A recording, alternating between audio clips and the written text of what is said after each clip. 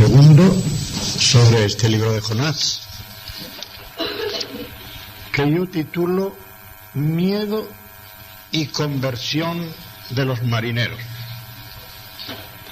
Abarca los versículos del 5 al 16 del capítulo primero.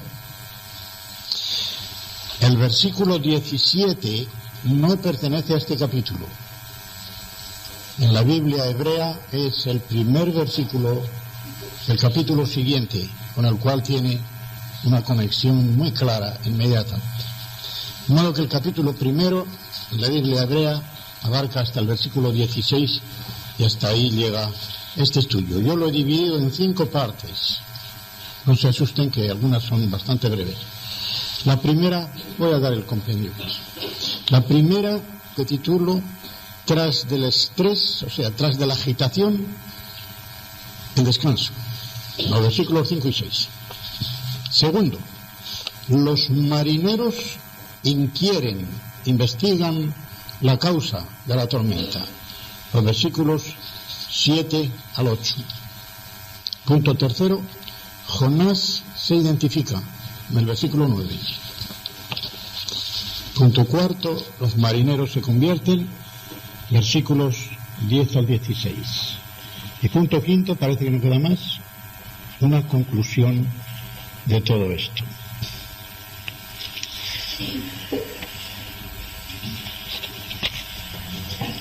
Punto primero. Tras de la agitación, tras el trajín que Jonás había llevado, viene el descanso, un mal descanso. Qué bien duerme Jonás allí en el fondo del barco. Dice el versículo 5: y los marineros tuvieron miedo y cada uno clamaba a su Dios, y echaron al mar los enseres que había en la nave para descargarla de ellos. Pero Jonás había bajado al interior de la nave y se había echado a dormir. ¡Qué sueño! Después de tanto trajín, aparentemente había tenido mucha suerte hasta entonces. Fijaos que él quiere irse a Tarsis, no quiere ir a Nínive. Entonces de su pueblo, de Gazpézer, desciende a Jope, a la costa, y qué casualidad. Había allí un barco a punto de partir. ¿Y para dónde va? Para Tarsis. ¡Qué bien! Tan lejos, al otro lado, esto es providencial. Bueno, no sé si podría decir que es providencial cuando estaba consciente de que desobedecía la voz de Dios. Pues llevo dinero bastante. Es un pasaje largo, pero sí, yo he reunido mis ahorritos aquí para lo que viniera, para cualquier emergencia, pagando su pasaje. Le va a costar, además, cabina especial, Allí no le va a molestar nada, como esto. Así que el hombre entró allí para irse con ellos a Tarsis, lejos de la presencia de Jehová. Así pensaba él. Trajín para allí, y esto es una cosa muy normal de psicología. Una persona se ha puesto muy nerviosa, ha estado muy agitada, a ver si conseguía algo, a ver si tal llega a eso. Bueno, se acabó. La angustia ya se acabó. Ya estoy dentro del barco y el barco ya va a zarpar. ¡Ay, qué bien! A dormir. A dormir. Relajado completamente. Se le acabó todo el miedo que tenía, toda preocupación, y entre tanto que él estaba durmiendo, los marineros tuvieron miedo, estaban temblando por la tormenta. Cada uno clamaba a su Dios. Curiosamente, me parece que es esta la única vez en que el verbo clamar no es el mismo que hay en el versículo 2. Esto de pregona, porque van a salir alguno que sea clamar, pero será distinto. El verbo de aquí es completamente distinto del que ha venido en el versículo 2 y saldrá alguna vez más aquí, que es el verbo cará, gritar. Casi se parece, ¿verdad?, a nuestro verbo. Cará, gritar, clamar. pero no existe el verbo. Allí, para que se vea mejor cómo el texto sagrado pone énfasis. Tuvieron miedo los marineros, dice el hebreo. O sea, quiere enfatizar el miedo. Y como ya les dije, no sé si lo he dicho en Filipenses o aquí también, tanto la palabra de Dios, tanto en el Antiguo como en el Nuevo Testamento, cuando quiere poner énfasis, cargar el interés del lector sobre una cosa, lo pone o al principio o al final. Porque, según la pedagogía, es lo primero y lo último lo mejor que se recuerda. Lo primero porque hace impacto, lo último porque es lo último que ha quedado. Lo de en medio muchas veces se desdibuja, si no, prueben ustedes, hermanos, a recordar un mensaje cualquiera, esto mismo. Verán cómo se acuerdan mejor de lo que fue lo primero y de lo último, lo de en medio se desdibuja. Hay que poner mucha más atención en lo del medio, porque lo del medio se desdibuja, pero lo primero y lo último lo recordamos mucho mejor. Por eso el verbo está al principio en el hebreo. Y claman, digo aquí, no es el mismo verbo del versículo 2. Cada uno a su Dios. Esto de cada uno a su Dios, a mí me da la indicación de que la tripulación de este barco, que quizá era numerosa, tenía diversas procedencias. Venían de distintos países, o también, como en aquel tiempo había muchos dioses locales, podían venir de distintas ciudades, aunque fuera del mismo país, y tener sus dioses locales. Y cada uno estaba gritándole a su Dios: a ver si haces algo, mira que vamos a pique. A ver si haces algo. Pero como eran dioses muertos, ¿cómo lo ridiculiza la Biblia, verdad? En Isaías, en Jeremías, ¿cómo lo ridiculiza? ¿Cómo hacían los dioses aquellos? El leñador va al bosque, corta un leño, de ese leño se hace un dios, con el resto se calienta y ahí lo tiene. Y luego se pone de rodillas y le reza a ese dios. Vaya Dios. Y como dicen los profetas tantas veces, tienen ojos, o sea, son estatuas que tienen ojos pero no ven, tienen oídos y no oyen, tienen boca pero no hablan. ¿Cómo va uno a sacar nada de ellos? De modo que clamaban y de allí no salía nada. Los dioses no respondían.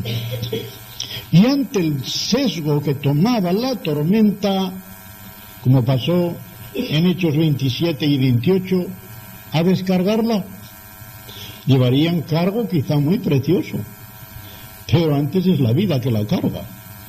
Así que para ver si podían sostenerse y seguir adelante, a echar al mar todo lo que no eran las personas, todo lo que llevaban de cargo, lo iban echando al mar, lo descargaban.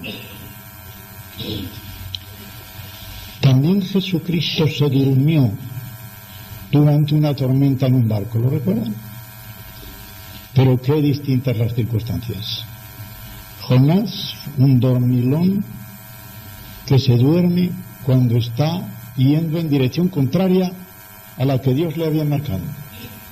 Jesucristo estaba siempre haciendo la voluntad de su Padre. Incluso cuando le despiertan, y él manda a los vientos porque tenía poder, era Dios, y le obedecen y les dice: pero, hombre, es de poco hacer. Como diciendo: llevándome a mí en el barco, tenéis miedo. Si se hunde el barco, me hundo yo. ¿Cómo me voy a hundir? Pues si no me hundo yo, tampoco os vais a hundir vosotros. Y una cosa que hay allí, que muchas veces se pasa por alto. Los discípulos no tenían ninguna excusa, porque el Señor Jesucristo, cuando se embarcaron, dijo una frase, que fue la siguiente: pasemos al otro lado. Luego el paso al otro lado del mar estaba garantizado. Y sin embargo ellos se les olvidaba. Estaba el Señor durmiendo allá en proa, y sin embargo: despiértate, Señor. Oye, pero que nos vamos a hundir. Pero este era el contrario. A él lo tenías durmiendo tan tranquilo. Cuando iba contra la voluntad de Dios, él durmiendo tan tranquilo. Pedro sí se durmió tranquilo también en la prisión, pero porque tenía la conciencia bien tranquila. Y no solamente eso, porque sabía que por vida o por muerte, como el apóstol Pablo, aunque no lo diga él, iba a glorificar al Señor. Y aún hay otra cosa, que a cierto predicador a quien lo oí casi me daban ansias, me daban náuseas, ansias decimos en Aragón. Dormilón, dice, con lo que le iba a venir al día siguiente. ¿Qué le había dicho el Señor Jesucristo a Pedro? Cuando seas viejo, cuando seas mayor, es cuando otro te ceñirá y te llevará a donde no quieras. Luego él sabía que no iba a morir de joven. Él era muy joven entonces. Aproximadamente la mayor parte de los apóstoles, quizá Juan era de los más jóvenes, pero la mayor parte de los apóstoles eran poco más o menos de la edad terrenal del Señor. ¿Qué tendría Pedro? Menos de los 40, aunque tuviera 40. No era un viejo. Pues estaba durmiendo tranquilo. Y el Señor también dormía tranquilo. Jonás dormía tranquilo, pero con una falsa tranquilidad. Y el hombre pensaba que nadie le iba a incomodar. Aquí tranquilito, pues quizá no me despierta hasta que no lleguemos al otro lado del viaje. Claro, eso no podía ser porque en aquellos tiempos un cruce del Mediterráneo duraba varios días, duraba bastantes días. De modo que la travesía iba a ser larga, pero él se había puesto ya en camino y esperaba que llegaría a Tarsis, a España, muy lejos de Nínive. No si el Señor no pudiera atraparlo. Es descubierto. Primeramente es el patrón de la nave, versículo 6. Y el patrón de la nave se le acercó y le dijo, ¿qué tienes? ¿Qué a ti? Dice el hebreo, sencillamente, ¿qué a ti? ¿Qué tienes, dormilón? Como diciendo, ¿qué estás haciendo? ¿Qué estás haciendo, dormilón? Levántate y clama a tu Dios. Quizá Él tendrá compasión de nosotros y no pereceremos. Viendo que los dioses que ellos clamaban y eran los suyos no respondían, despiertan a este, ya sabían de dónde era, por lo menos les había dicho algo, aunque en el interrogatorio va a identificarse completamente. Le hacen un interrogatorio que parece que, qué sé yo, al llegar a la aduana o al llegar a un aeropuerto o algo así, le van a pedir unos datos personales, pero bien identificables. Quizá él. Este quizá no es lo mismo que veremos luego en lo que el rey de Nínive dice en el capítulo 3 y en el versículo 9. ¿Quién sabe? Dice el rey de Nínive, hablando de Dios. ¿Quién sabe si se volverá y se arrepentirá Dios y se apartará del ardor de su ira y no pereceremos? Hay una diferencia entre los dos. Este quizá del patrón de la nave es una duda completa. Todos los demás dioses han salido mal, no ha respondido ninguno. Quizá es la última probabilidad que queda. Ninguno de nuestros dioses ha respondido. Vamos a ver si despertamos a este y a ver si su Dios responde. Quizá, como veremos en el capítulo 3, el rey de Nínive no quiere decir eso, no quiere decir quizá. No lo voy a explicar ahora porque entonces nos metemos en otros estudios. Y dijeron cada uno a su compañero, venid y vamos a echar suertes, para que sepamos por causa de quién nos ha venido este mal. Echaron suertes y la suerte cayó sobre Jonás. De modo que tenemos primero que el patrón despierta a Jonás, le manda clamar. Aquí el verbo sí que es, cará, el mismo verbo del versículo 2, le da ese quizá, y aunque no tiene el tono positivo de 3:9, tiene cierta esperanza. ¿Y qué cosa? Cuando uno ve esto, que Jonás está durmiendo, un israelita que teme al Dios verdadero, y los marineros que tienen dioses falsos están orando. El que es del pueblo de Israel, el que podría llamarse hijo de Dios, durmiendo. Los paganos orando, cada uno a su Dios. ¿Qué hacemos nosotros? A veces, hermanos y hermanas, creo que los inconversos nos avergüenzan. Tienen, diríamos, me atrevería a decir, hasta más conciencia algunas veces. ¿Habéis notado una cosa? Nosotros lo hemos comentado muchas veces, porque hemos tenido vecinos inconversos en Vigo, en Barcelona, en Inglaterra, tal. Es triste decir que muchos de ellos se portan y se han portado con nosotros mejor que hermanos de la propia congregación. No os asustéis, no os escandalicéis de esto porque os lo voy a explicar. Una cosa sencillísima. ¿Por qué los no convertidos a veces tienen maneras de comportarse que parece que avergüenzan a los creyentes? Muy sencillo, porque ellos no tienen conflicto de conciencia y dentro de lo que es natural pueden obedecer a unas normas éticas aunque no sean espirituales. Pueden tener, por decirlo así, una educación social, una educación cívica, cierto afecto de amigo, de vecino, etcétera. Y el demonio no les va a atacar por ahí, porque el demonio, con tal de que no nazcan de nuevo y no se conviertan, no le importa nada lo buenos que sean en cuanto a sociales, en cuanto a cívicos, en cuanto a amigos y en cuanto a vecinos.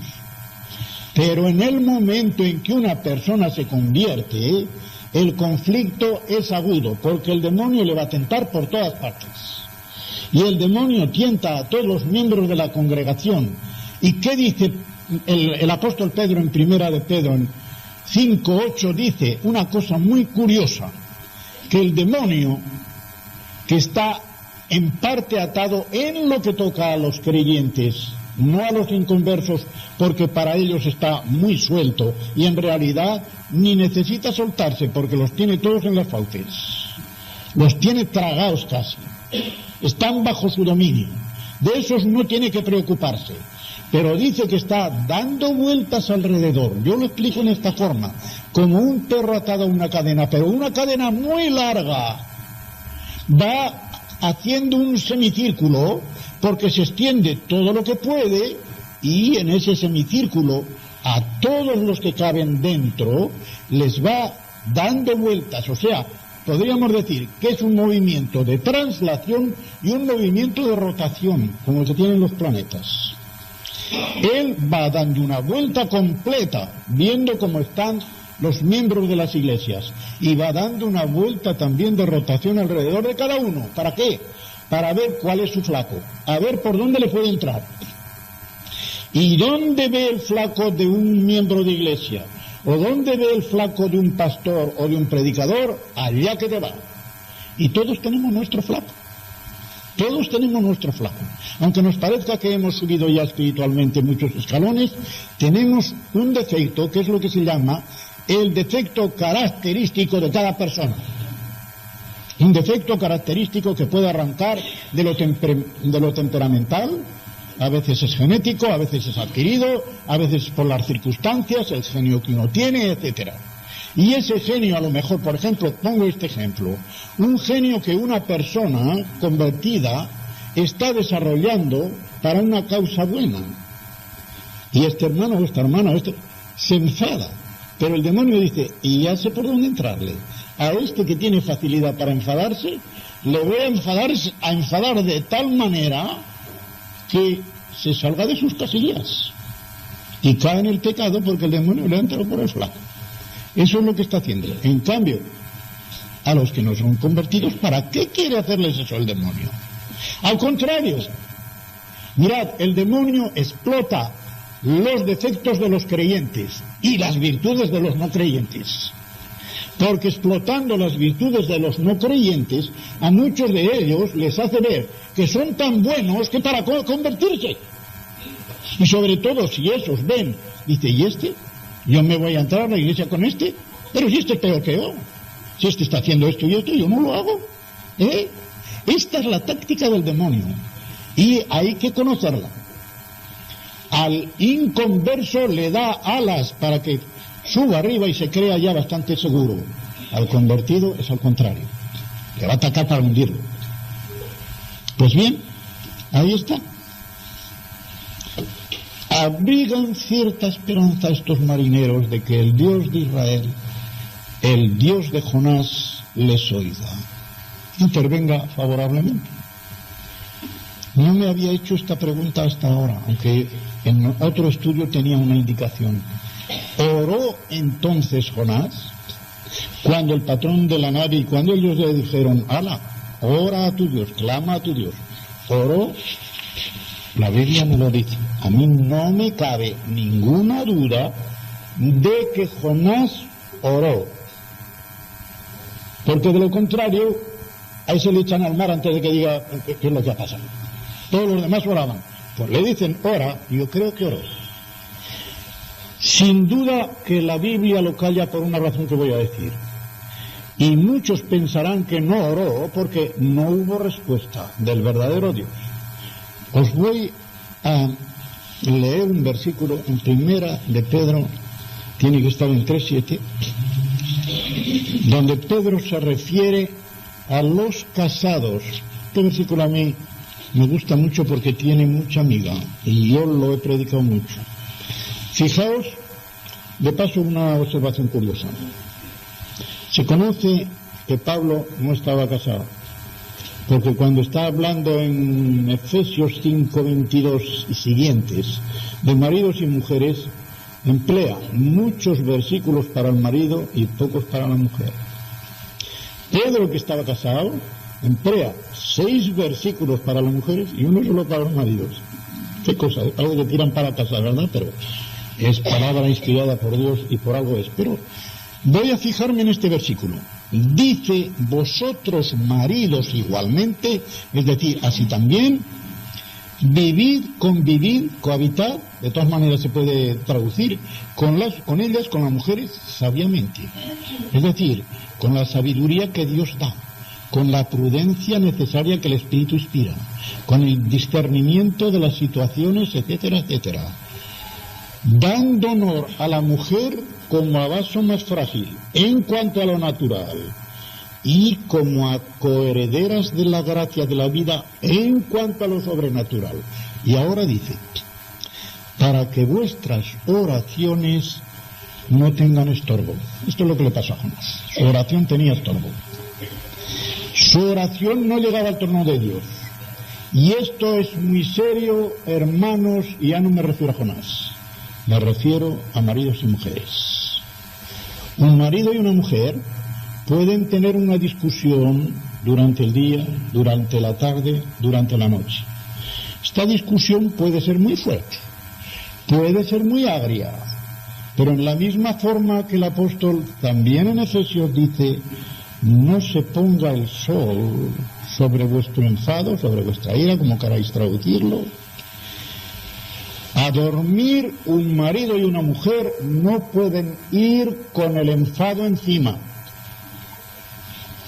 Porque si van a orar antes de ir a la cama, Dios no les va a oír. Así. Pedro dice, para que vuestras oraciones no tengan estorbo. Pero el griego es mucho más expresivo. El verbo que allí ekopto significa para que vuestras oraciones no sean cortadas a medio camino entre la tierra y el cielo. De modo que hay un tráfico de doble sentido. Nuestra oración que sube al cielo y la respuesta que baja del cielo. Pero si oramos en forma que no estamos dispuestos para ella, Dios corta esa oración por medio y no sube al cielo. Y no es oída. No me cabe duda de que esto es lo que pasó aquí, aunque la Biblia no lo dice. Jonás oró porque tuvo que orar, porque se lo mandaron, como habían orado todos los demás. Y no se iba a quedar corto, además se va a identificar bien. Su oración no fue oída. Su oración no fue oída.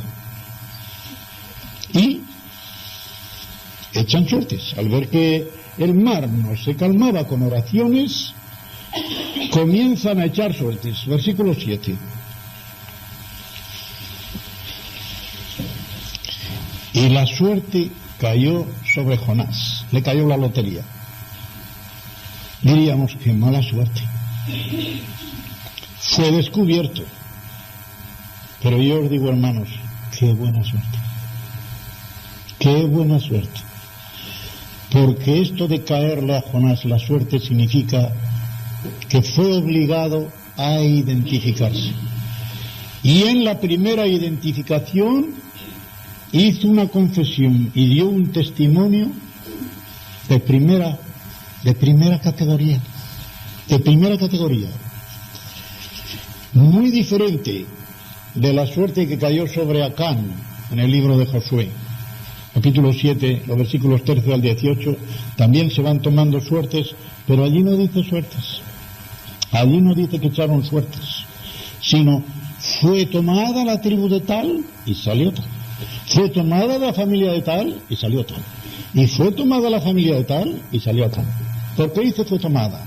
Porque allí la cuestión no fue por suertes humanas, fue por decisión divina.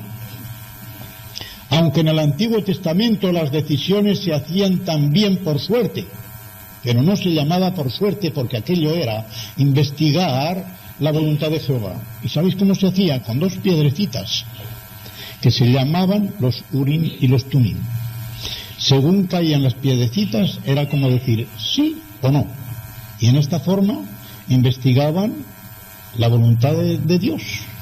Y todavía siguió así hasta poco antes del día de Pentecostés. En el momento en que el Espíritu Santo descendió sobre la iglesia, se acabaron las suertes. Como para decirnos, ahora ya no hay que echar los dados si quieres ir a una parte, a otra, o tomar una moneda y si sale de cara iré por aquí, y si sale de cruz iré por el otro lado. No, eso se acabó. En el momento en que el Espíritu Santo está como alma de la iglesia, y viviendo así corporativamente en la iglesia y en cada uno de los creyentes, no hay que echar suertes porque el Espíritu Santo, si estás decidido a ser conducido por Él y tienes la palabra, y con la palabra y la conducción del Espíritu Santo investigas la voluntad de Dios, la vas a encontrar. No vas a tener que echar moneda ni vas a tener que echar dados. Pero antes de venir el Espíritu Santo sobre la iglesia, se echaron suertes para ver quién había de suceder a Judas en el apostolado, porque era antes de Pentecostés. De modo que fue buena suerte, porque en efecto aquí es donde comienza a obrar la disciplina que nuestro Padre lleva a cabo con sus hijos, que se ve sobre todo en la epístola a los Hebreos, en el capítulo 12, del versículo 6 en adelante, que especialmente termina en el versículo 11, que es un giro completo. Todavía hablaremos más de esto. Nosotros podemos decir, quizá yo no hago como Jonás, no desobedezco tan flagrantemente a Dios, pero en algún punto de nuestra conducta estamos huyendo de la disciplina, vamos por un camino que se desvía y Dios, como buen padre, un palito, y ahora tú vas por aquí, y ahora sí pataleas, pero vas a ir por aquí. La disciplina es la gran misericordia de Dios para sus hijos desobedientes. La santificación tiene tres aspectos. Es una separación, creo que lo dije al principio de Filipenses, una separación, una consagración y una purificación.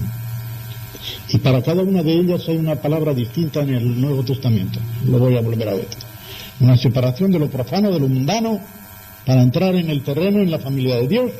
Allí hay un progreso, la santificación moral, y luego, cuando nos desviamos o cuando no hacemos lo que Dios quiere, un palito. La purificación. Mejor dicho, la purificación la podemos hacer nosotros, pero si no la hacemos nosotros, la hará Dios. Si somos hijos suyos, la va a hacer Él. Y a nadie le gusta eso, como dice en Hebreos 12:11. No, la disciplina no es causa de gozo aquí, sino de tristeza. Pero después, ese pero da un giro de 180 grados. Pero después, ¿qué? Produce frutos apacibles de justicia para los que la ejercitan. Ya lo creo. ¿Cómo recordamos los palos que Dios nos ha tenido que dar? Y decimos que bien nos lo dio. Y si no lo decimos ahora, lo diremos en el cielo. Pero hay que tener en cuenta una cosa. Es un pensamiento de Kendall que a mí me ayudó mucho. Casi lo voy a citar al pie de la letra. Es un error pensar que la disciplina es una especie de expiación de nuestras culpas. Mucha gente lo dice, no lo he oído mucho en el Evangelio, pero en la Iglesia Católica se dice mucho. Una cosa mala que le pasa a uno, castigo de Dios, castigo de Dios. No, no es una expiación de nuestras culpas. Dice Kendall, la expiación de nuestros pecados fue llevada a cabo en el Calvario de una vez por todas. Y nuestros pecados no necesitan ya ninguna expiación. La disciplina es una corrección que nuestro Padre Celestial nos da, fijaos ahora, no en proporción a lo que nos merecemos por nuestra conducta carnal, sino en proporción a alguna lección que debemos aprender. Dios quiere enseñarnos una lección en cada disciplina que nos aplica. No es para expiar nuestras culpas, no es para decir lo vas a pagar, sino con esto te voy a enseñar una lección porque no la aprendes. Y como no la aprendes de otra manera, te la voy a enseñar de esto, ni más ni menos. Y viene ahora en el versículo 8 el interrogatorio tan chocante que le hacen los marineros a Jonás. Versículo 8. Entonces le dijeron ellos, decláranos ahora, siempre que sale esta partícula, una cosa urgente. Hosanna, salva ahora. Urgente, Decláranos ahora mismo, ¿por qué nos ha venido este mal? ¿Y por qué le preguntan a él precisamente? ¿Por qué le preguntan a él? Pues seguramente porque pensaron, si alguno lo sabe, tiene que ser él. Le ha caído la suerte a él, pues seguramente que él sabe por qué. ¿Qué oficio tienes? Vamos a ver si te has metido aquí de Matute y vas a ser un espía o qué haces aquí. ¿Tú qué oficio tienes? ¿De dónde vienes? ¿Cuál es tu tierra, es decir, tu país? ¿De qué pueblo eres? Es decir, ¿de qué tribu, de qué raza, Lo uno afecta al territorio, lo otro afecta ya a la etnia. Y va a contestar. Y él le respondió, soy hebreo y temo a Jehová, el Dios de los cielos, que hizo el mar y la tierra. Qué confesión tan estupenda. Qué confesión tan estupenda. Soy hebreo. Esta también es una advertencia del doctor Kendall. El creyente tiene que identificarse, y tiene que identificarse como cristiano, sin tener que ver nada con el mundo. Dice él, el mundo nunca se hará amigo de la Iglesia por el hecho de que la Iglesia intente asemejarse al mundo. ¿Sabe lo que dice en Santiago 4:4? Adúlteras, no dice almas adúlteras, dice adúlteras, en femenino.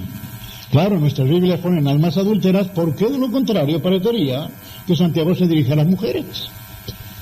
Porque está en femenino. Por la sencilla razón de que la Iglesia es la esposa de Cristo. Y al ser la esposa de Cristo, en vez de ponerla en singular, la pone en plural y pone adúlteras, porque la mujer es la adúltera respecto al esposo. El creyente que se va con el mundo comete un adulterio con respecto a Cristo. Es como si se fuera de su verdadero marido para unirse con el ajeno. Y Santiago sigue diciendo hoy en ese versículo que el que se hace amigo del mundo se hace amigo de Dios. Juan lo dice también en su primera epístola, en el capítulo 2, en llegar allá por el versículo 15, dice que no se puede ser amigo de Dios y del mundo a la vez, amigo del mundo y amigo del Padre, porque lo que hay en el mundo, todo ello es concupiscencia de la carne, concupiscencia de los ojos y soberbia de la vida. Y por lo tanto no puede caber dentro de lo que es Dios y lo que Dios quiere para los suyos. Son por lo tanto dos mundos completamente distintos. Y no sé si lo he dicho en lo de Filipenses, pero lo repito ahora. De la misma manera que está muy bien que un barco se meta en el mar, pero muy mal que el mar se meta en un barco, también está muy bien, y debe ser así, que la Iglesia se meta en el mundo, pero muy mal que el mundo se meta en la Iglesia. Y es aquí donde toda la confesión de Jonás adquiere ese carácter vibrante de buen testimonio. Soy hebreo, sí. Temo a Yahvé. Cuando un judío dice temo a Yahvé, el temor de Yahvé no significa temblar tal, es respeto. Aunque Dios sea nuestro Padre, hermanos, es Dios, trascendente, distante y distinto de nosotros infinitamente, y no se le puede tomar a la ligera, con todo el amor que se tiene a un padre, pero con todo el respeto que se tiene que tener a un padre. No se puede tomar a la ligera. De modo, soy de los que temen a Yahvé, viene a decir. Es decir, de los que adoran, sirven y obedecen y respetan, aunque él no lo estaba haciendo entonces, al Dios de Israel, que es el Dios verdadero, porque es el Dios de los cielos, el que hizo el mar y la tierra, como si dijera, yo temo, respeto, sirvo, adoro al único Dios verdadero. Los vuestros no son dioses falsos, pero yo al único Dios verdadero, que es el creador y controlador de cuanto existe, y por eso nombra los cielos y el mar, y el que por mi causa ha enviado esta tormenta que estamos sufriendo. Lo dice después, en el versículo 12, dice, tomadme y echadme al mar, y el mar se os aquietará, porque yo sé, igual que el yo sé, o yo sabía del capítulo 4, 2, y yo sé que por mi causa, es decir, por mi culpa, ha venido esta gran tempestad sobre vosotros, no dice sobre nosotros, como diciendo, yo soy el culpable y vosotros estáis pagando las consecuencias. Por eso dice sobre vosotros. De modo que yo soy el culpable. Decimos alguna vez esto. La mayoría de los humanos, y entre los humanos los creyentes, estamos inclinados, porque eso es cosa de la perversión y del engaño del corazón humano, que también está engañoso dentro de nosotros. Estamos siempre inclinados a echar la culpa de lo que pasa a otros, o a las circunstancias. Esto es un complejo de inferioridad propio de los niños. Y a veces los padres enseñan muy mal a los niños, yo lo he visto, no sé, espero que aquí no pasará esto, por lo menos que no pase en la familia de los creyentes. Pero un niño que se cae y se da, por ejemplo, con la cabeza en una mesa, y va la mamá y le da una patada a la mesa, ¡hala!, como si la mesa tuviera la culpa del chichón que se ha hecho el muchacho. Esto es del género idiota. Porque este niño, automáticamente, ya desde niño, se va a acostumbrar a echar la culpa de todo lo que le pase a otros. Nunca va a confesar ni se va a dar cuenta de que lo que le pasa a una persona no tiene que ver con los demás. Sí que los demás nos pueden agriar la vida, pero cuando decimos, es que yo no puedo tragar a fulano, tendríamos que preguntar, ¿y es que fulano tiene que tragarte a ti? Siempre creemos que son los demás los que nos hacen daño, y no nos damos cuenta de que nosotros somos también un sinsentido para los demás, en muchas ocasiones. Yo no diré que siempre la balanza esté así, unas veces uno será así y otro será asá, pero eso de decir yo soy completamente santo y les hago bien a todos, en cambio a mí no me hacen bien, no. Lo ordinario es eso. Lo ordinario es que la culpa de lo que nos sucede es nuestra. Y si no es nuestra, recordemos siempre que todas las demás cosas cooperan para bien a los que aman a Dios, los que según su propósito han sido llamados. Si nosotros viéramos las cosas desde esta perspectiva, no echaríamos la culpa a nadie. En Santiago 1:13 y siguientes hay una cosa muy chocante. A mí siempre me ha chocado, porque cuando está hablando Santiago de la tentación, dice que Dios, que el que es tentado, que no eche la culpa a Dios. porque Dios ni puede tentar a otros, ni puede Él ser tentado a hacer el mal, sino que cada uno es tentado y seducido por su propia concupiscencia. Es decir, por sus propios malos deseos e intenciones. Concupiscencia, la epitimía del griego, significa el desear una cosa desordenadamente, desordenadamente. Y ese deseo desordenado es el que provoca en nosotros todas las situaciones conflictivas. Todas las situaciones de peligro, de pecado, vienen de ahí. El pecado, que parece que viene del exterior, tiene lo que ya se llama por lo menos desde la Segunda Guerra Mundial, una quinta columna dentro. Hemos nacido en el pecado, heredamos el pecado y hemos añadido muchos pecados. La presencia del pecado no se va de nosotros hasta que no morimos o hemos de ser transformados.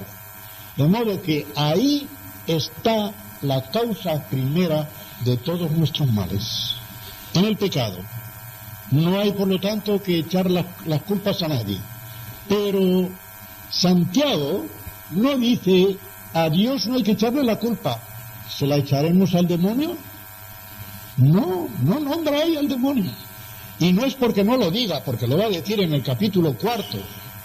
Resistid al demonio y huirá de vosotros. Luego supone que el demonio ataca. Pero aquí lo que le interesa a él es decir que la causa primera de todos nuestros pecados no es ni Dios ni el diablo, sino nosotros mismos, nuestra propia concupiscencia. Y así, como veremos en el versículo 12, que ya lo he leído, Jonás, después de esta confesión sincera, vibrante que ha hecho de su Dios, ha tomado una decisión muy fuerte y muy grave, pero él sabe que es la única posible. Ha tomado la decisión de incitarles a los marineros a que acaben con él, porque se lo merecen y porque es la única forma de que aquella tormenta se aquiete. ¿Es un rasgo de generosidad? Yo creo que sí, porque cuando llega a este punto Dios ya le ha despertado, ya le ha estado despertando, ha dado un testimonio y ahora pide que le echen al mar porque es el único modo de que se aquiete la tormenta. Por lo menos es una señal de que había recobrado un principio muy fundamental de la vida de todo creyente. Y este principio fundamental es que debemos estar siempre convencidos de que nuestra vida no es nuestra. Somos de Cristo, Cristo de Dios. Pertenecemos a Dios. Es muy difícil meterle a una persona esto en la cabeza. Ya no digo a los inconversos, que esos están convencidos de que son los dueños de su vida, pero a los creyentes también hay que insistirles que no son los dueños de su vida. No somos dueños de nuestra vida, somos administradores. De la misma manera que nos ha puesto nuestros padres y nos da nuestros hijos Dios, también nos ha dado la vida, la existencia, como administradores para que la administremos de la forma que mejor gloria y servicio le preste a Él, mayor beneficio espiritual a nosotros y a todos los próximos. Somos administradores y por lo tanto llegan situaciones límite en las cuales hay que poner nuestra vida. No solamente por nosotros mismos y por la causa del Evangelio, por la causa del Señor Jesucristo, sino incluso por los hermanos. Primera de Juan 3, 16, 17 y 18, donde está empalmando con Juan 3, 16. Así como Él puso su vida por nosotros, así también nosotros debemos poner nuestras vidas por nuestros hermanos. Naturalmente, serán raros los casos en que hay que poner la vida, aunque también, ¿y cuántos aun inconversos la ponen? Tirándose al mar para salvar a un náufrago, y quizá rescatan al náufrago y ellos se ahogan, y no son creyentes mucho mejor. Pero es que Juan está poniendo el dedo en otra llaga. Ordinariamente el Señor no nos va a pedir que pongamos la vida así de un golpe por un hermano o por una hermana, pero sí nos está pidiendo, como dice aquel, que el que tiene bienes de este mundo y ve a un hermano pasar necesidad y cierra contra él su corazón, dice él, ¿cómo puede el amor de Dios permanecer en él? Hermanos, dice, no amemos de lengua ni de palabra, sino de hecho y en verdad. Y la verdad se muestra así, cuando la vida se da de esta forma, aunque no se tenga que entregarla con la muerte, sino, como yo digo muchas veces, gota a gota, que cuesta más.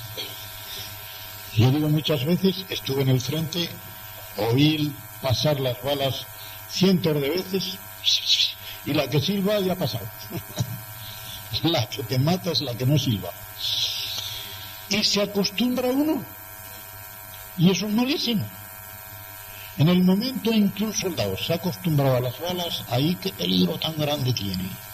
Un discípulo mío del seminario se acostumbró de tal forma a las balas que ya jugaba en tal hecho de ponerse encima de la trinchera, algo decía, aquí estoy yo. Y un día, de los que se puso encima de la trinchera, una balita en medio de los dos ojos. Muerto. No se puede jugar, no se puede jugar. Pero la vida se puede ofrecer, y hay que ofrecerla cuando hay una causa que vale más que la vida. Y aquí había una causa que valía más que la vida.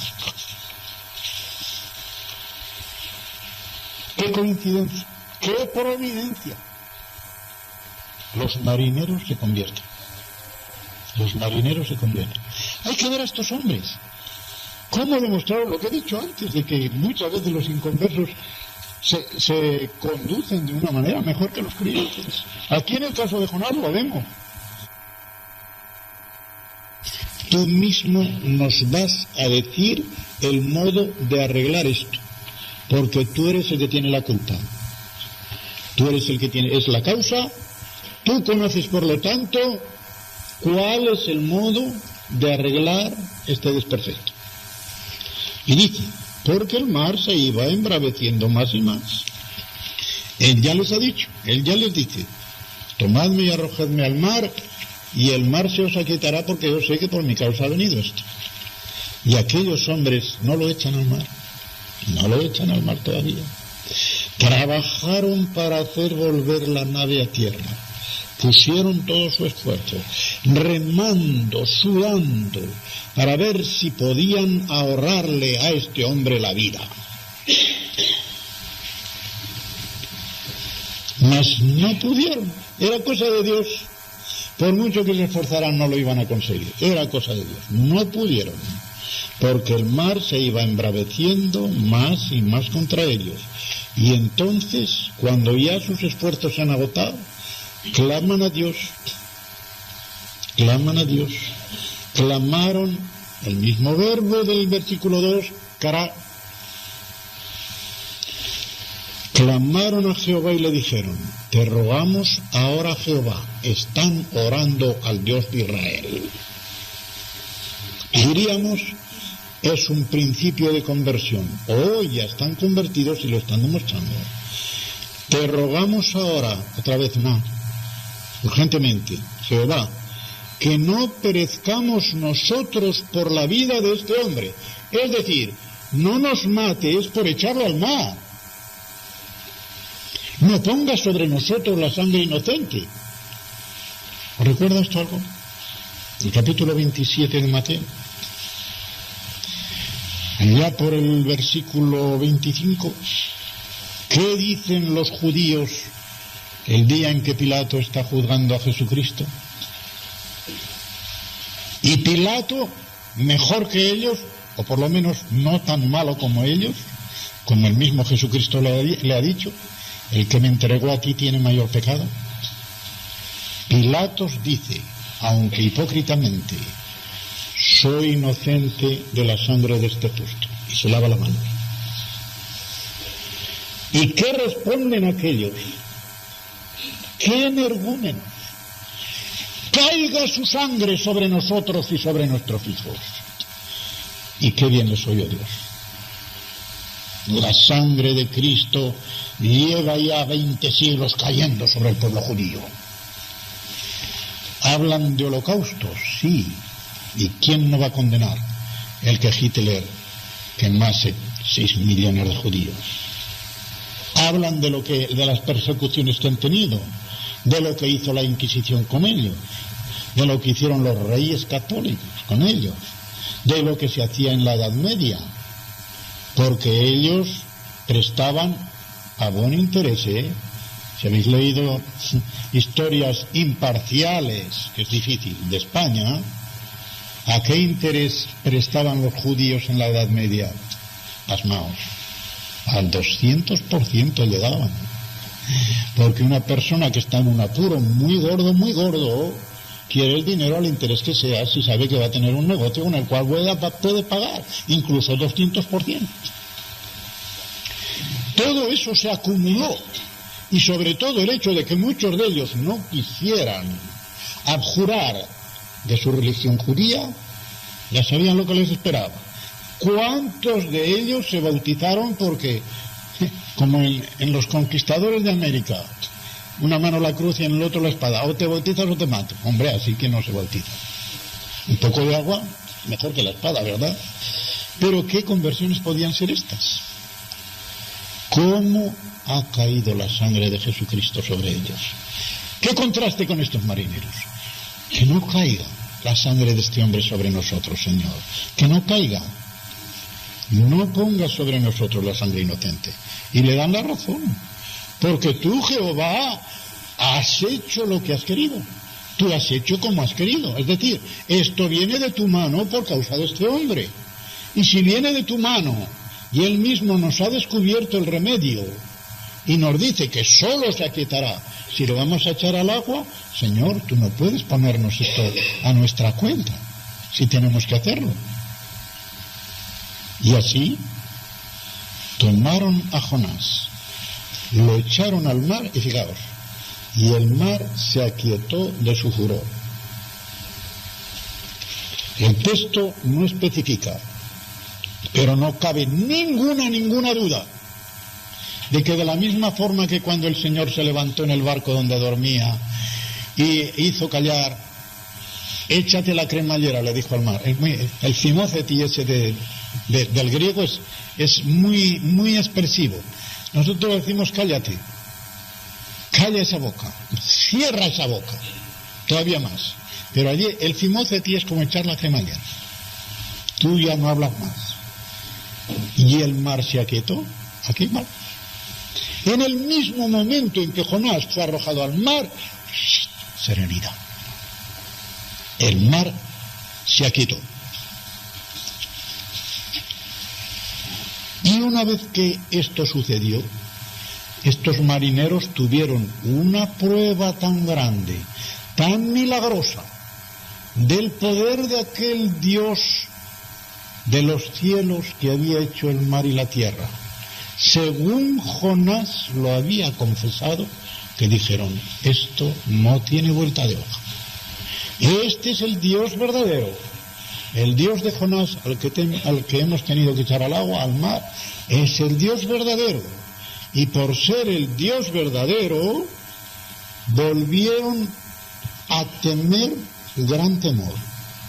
Un temor ya que va ascendiendo espiritualmente de aquel temor que habían tenido, que también dice, temieron gran temor en el versículo 10, aquí en el versículo 16. Temieron aquellos hombres a Jehová con gran temor, ¿y qué hicieron? Para demostrar que le temían, le servían.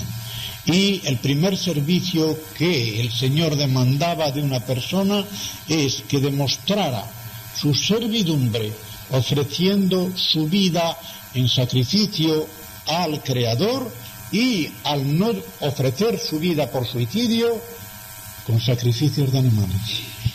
Ofrecieron sacrificio a Jehová e hicieron votos. Bueno, la palabra voto, que viene del latín, votum, significa lo deseado en realidad. Obvio significa dedicar o desear.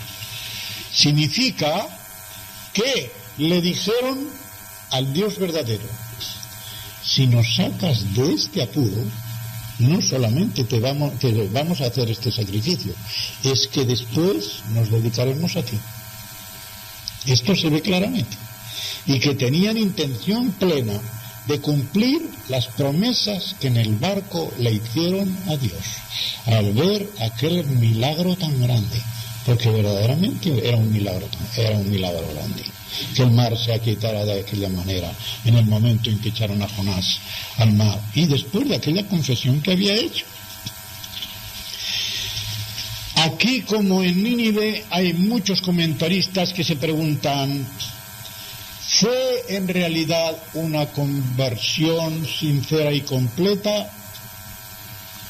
Hay quienes se niegan a ver una confesión sincera aquí, y yo la veo. Yo la veo completa porque no se puede pedir más. Una persona, por el hecho de que diga, sí, creo en este tal. Fijaos en una cosa que distingue una conversión sincera de la que no es. Yo, donde mejor he visto esta distinción es en el libro de Daniel, en la forma en que se conduce con Nabucodonosor. He leído en comentaristas, pero de mucho copete, nada menos que el doctor Wilbur, que es el actual rector del Dallas Theological Seminary, en mi opinión el más alto seminario teológico que existe en Estados Unidos, y este señor dice que Nabucodonosor se convirtió de veras. Vamos, a mí me parece que esto es una barbaridad, porque a Nabucodonosor Daniel le dice una cosa muy diferente de lo que aquí se dice. Ya veréis, tiene que estar en el capítulo 4.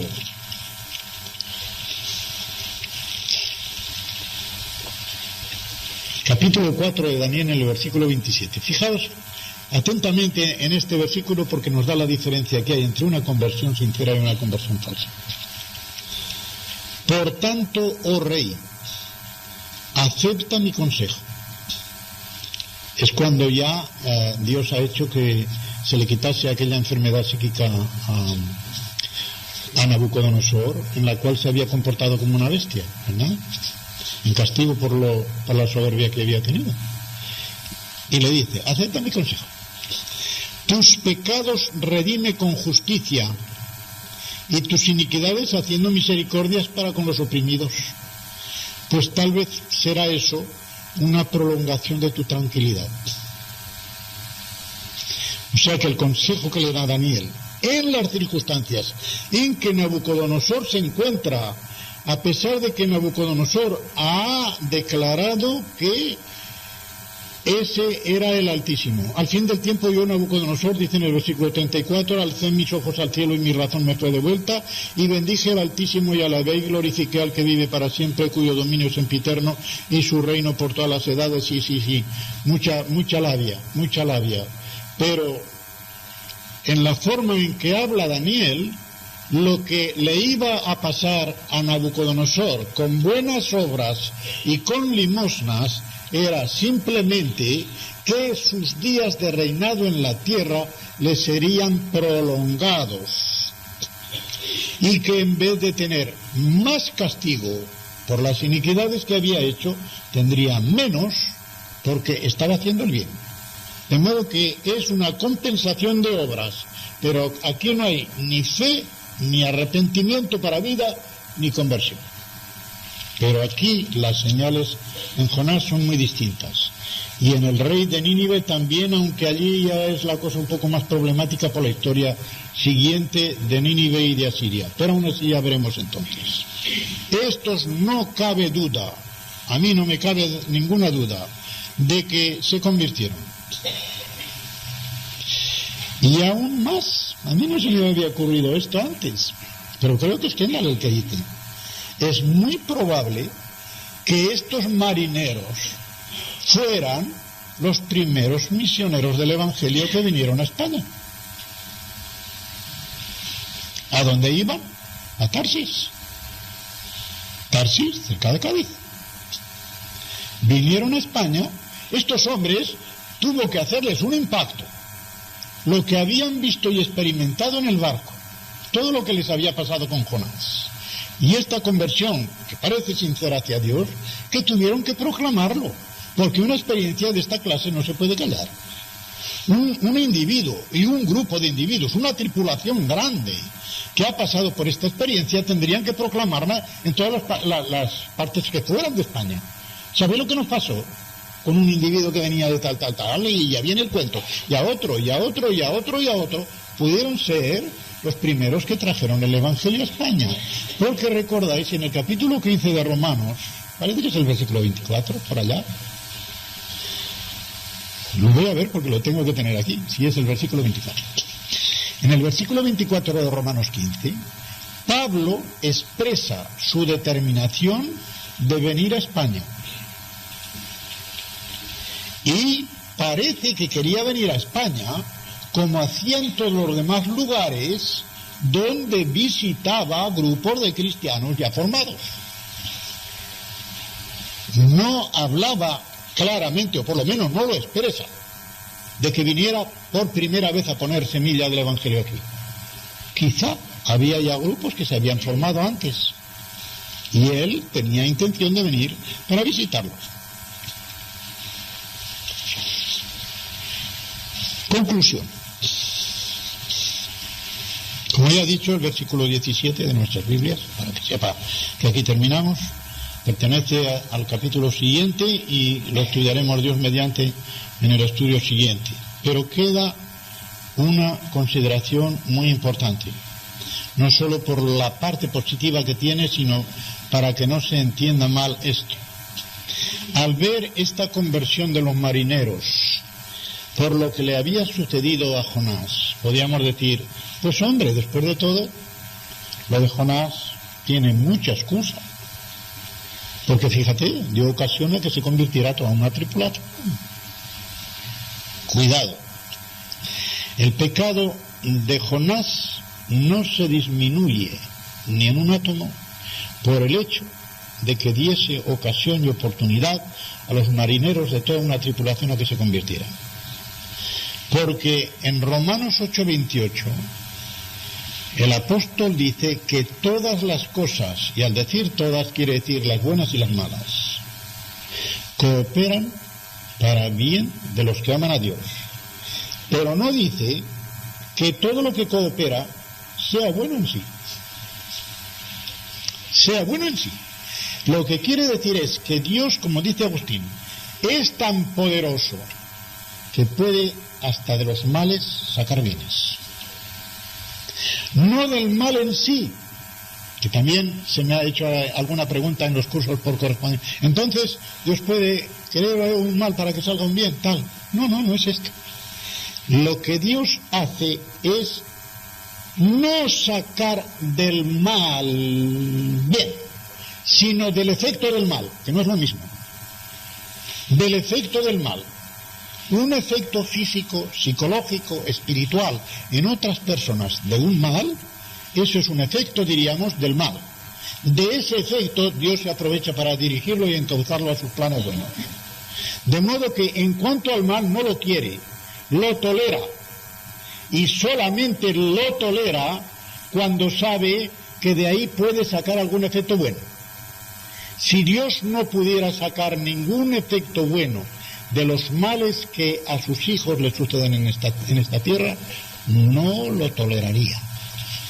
Pero cuando lo tolera, decimos lo permite, aunque esa palabra es de mucho cuidado, es porque Él sabe por qué caminos, que solo Él puede conocer y puede obrar en ellos, eso que se ha hecho un mal por culpa del hombre, va a tener cierta clase de efecto, y de ese efecto Él va a sacar un bien. El ejemplo que se me ocurre enseguida, porque todavía yo lo he conocido, ahora ya no se conoce, lo ponía yo en las clases de teología. Antiguamente, cuando a una persona le daba una embolia cerebral, el remedio que se le aplicaba ordinariamente eran las sanguijuelas. Yo las he visto y las veía mucho en casa, porque mi abuelo era practicante y yo me crié en casa de mi abuela materna. Y mi abuelo me enseñaba las sanguijuelas y me explicaba cómo eso se les pone detrás de las orejas a los que tienen demasiada sangre que se les ha acumulado en el cerebro, y las sanguijuelas empiezan a chupar y se chupan toda la mala sangre que tiene uno en la cabeza. Ellas se ponen bien gordas y el enfermo se cura.